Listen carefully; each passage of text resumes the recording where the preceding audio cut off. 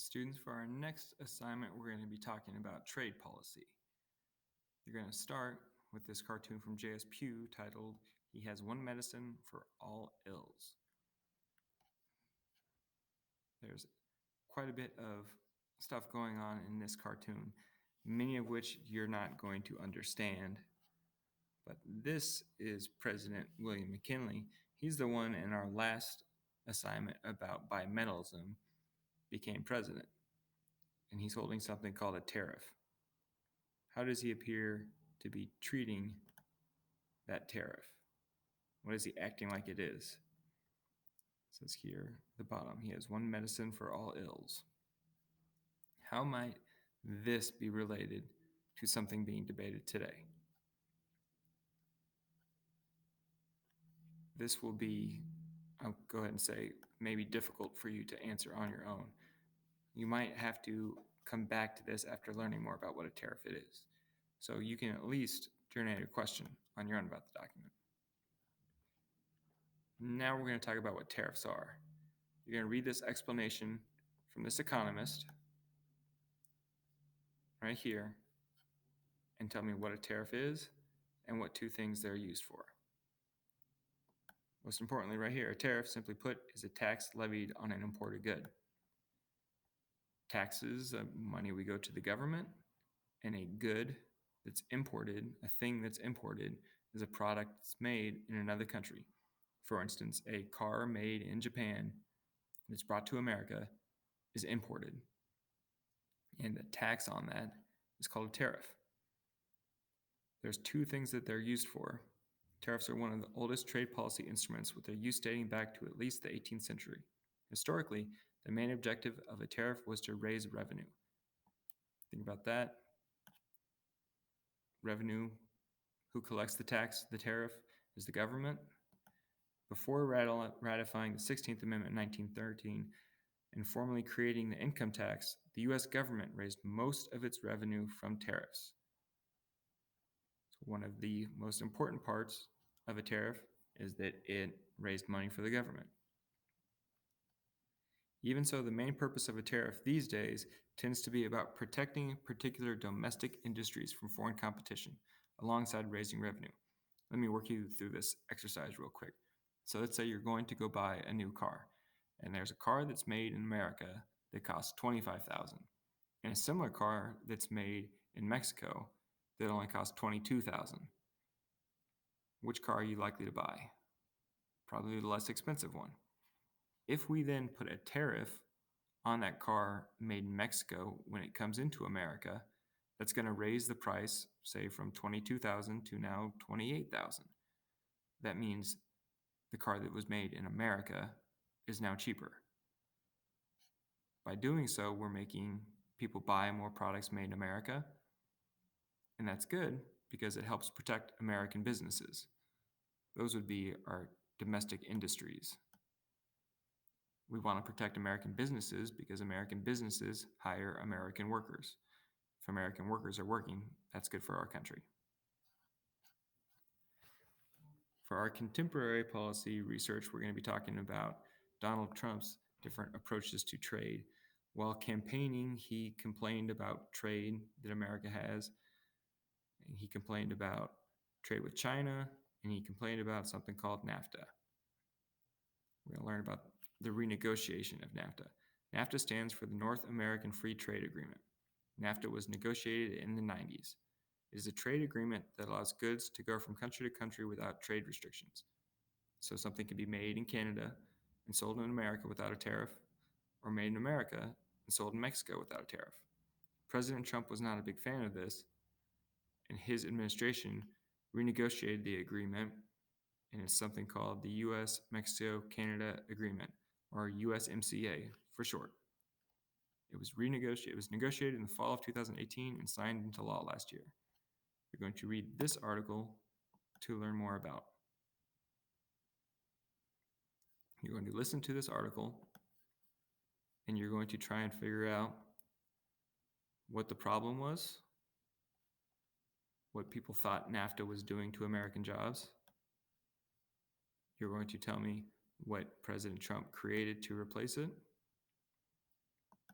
You're going to tell me why some people support this. What do they think USMCA will do for American jobs? But other people oppose it. In the article, it mentions why some people don't want to have the USMCA. They're concerned about what effect it may have on prices of goods. After you've done that, explain to me whether or not you support or oppose the USMCA. Basically, the question is, do you support the government taking actions to protect American workers, or are you concerned that those actions could lead to items costing more for American citizens? Now it's time to research the past policy case study.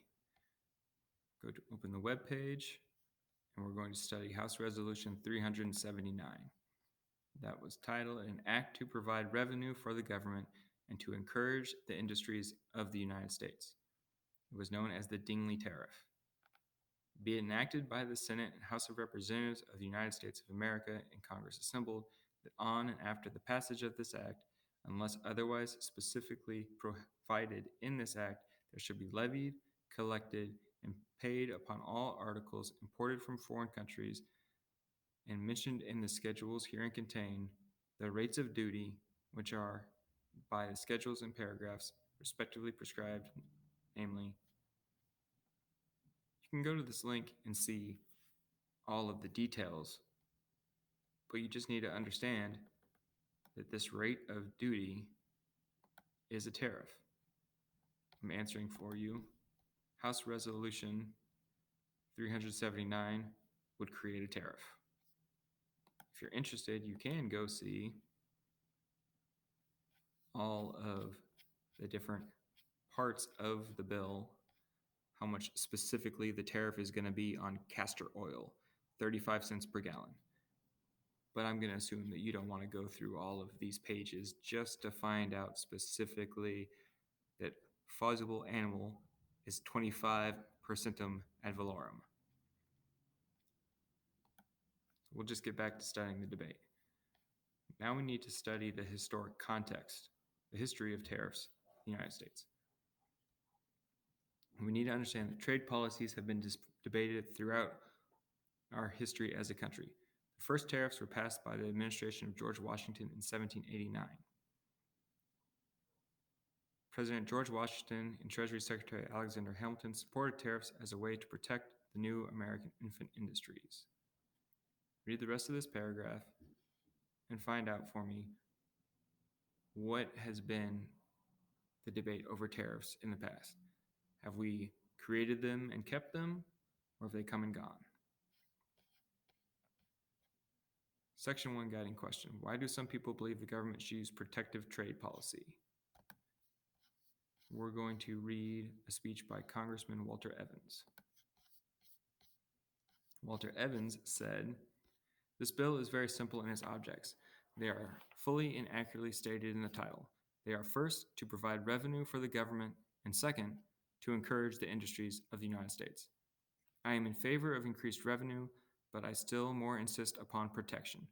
Revenue is essential, but protection is paramount. Revenue will help the government proper, but protection will relieve the whole people. No man can fail to experience the serious distress who goes through any of our cities to see the idle men and suffering women and children. Our industries must be stimulated and encouraged." What conditions is he describing in the United States?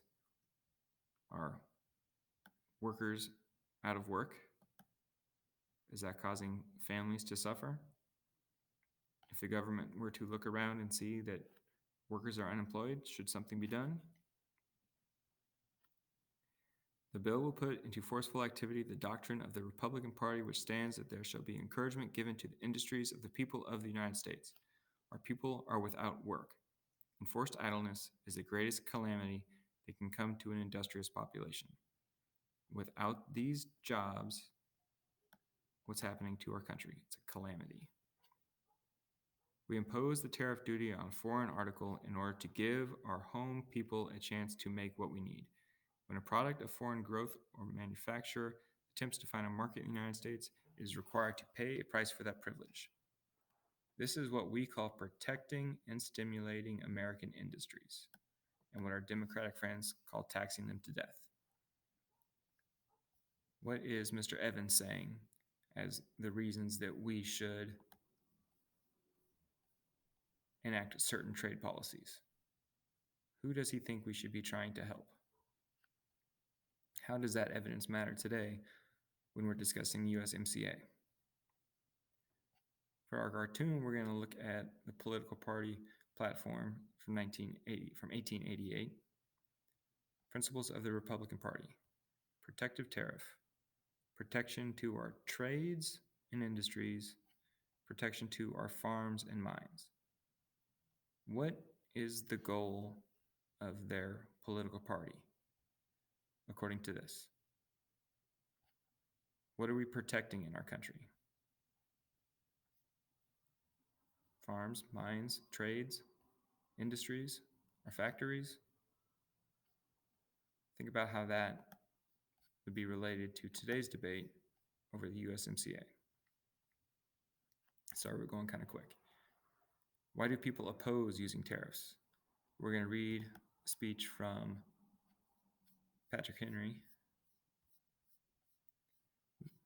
trying to find out why people oppose this. Something that's, side note about Patrick Henry, great-great-grandson of famous Patrick Henry, who gave the "Give me liberty or give me death" speech. He said, "A high protective tariff is proposed remedy for the many existing ills. The people must be subjected to a higher tax, for tariff is a tax, to overcome the depression in business and general distress. Instead of putting money into the treasury, tariffs have the effect of keeping out foreign producers, of taking money out of the pockets of the people and putting it into the pockets of the protected industries. Many of the rates fixed in this bill were those suggested by the manufacturers of the East, representing certain protected industries. Is it right that these should shape legislation?" Who does he make it sound like these tariffs are trying to help? Is it the workers? Or is it the industries? Is it the factories themselves? The farmer, the man who comes in daily contact with the soil and who delivers from morning till night, was not consulted as to what protection he wanted. His corn is burned in the West for fuel, and his straw rots in the field for want of a market. And he should seek a foreign market, he will incur the risk of retaliation. This is something that's important that we should talk about. If America puts a trade restriction on goods from another country, is it likely that that country will retaliate? If we put a tariff on goods from Mexico, is Mexico going to put a tariff on goods from America? The truth is, this bill will increase prices of goods and will not raise wages. It will force the consumer to pay the tariff, not into the treasury, but to the manufacturer. At last, the burden falls on the consumer. What's his real concern here? If we put a tariff on goods, that makes the goods more expensive. If an American ends up buying something made in America, that's good for the workers. But did the American have to pay more for that good because of the tariff? Mr. Chairman, this inequality in taxation, this robbing of the poor under the form of law to build up industries is wrong and will in time be resented by a patient and long-suffering people. It was never intended by the founders of this government that industries should be protected, or that one class should ride booted and spurred over the rest of the people. All men are equal before the law, and all should equally bear the burdens of taxation. The poor man will be the sufferer under this bill. What are his main points about tariffs? Why does he dislike tariffs? Then how are those related to today's debate? What was the concern that we learned about the USMCA in the article at the start? People are worried that it's going to raise prices. Was that what was expressed by Mr. Henry in the past? Is that something people still believe? Our visual, cartoonist Udo J. Kepler drew keepers at the gate. We have a farmer here, and the Dingley Tariff is the gate. Okay, the Dingley Tariff was the nickname of the bill that we're studying. President McKinley here is the gatekeeper. If the farmer who's growing all of these goods, because of retaliation, is going to not have an easy time selling his goods overseas, and he's not going to have access to goods made in other countries. For example, these wagons, if he had bought a wagon made in Mexico, it would have been less expensive than a wagon made in America. But because we put a tariff on it, he now has to pay a toll or more money to the American companies. Is it fair for the American government to more or less pick the winners and losers? If we're going to protect this industry, who are we hurting by doing so? How does that matter for today's debate? If we choose to protect the car industries, are there other people who will suffer because of it? All right, what did the policymakers decide to do?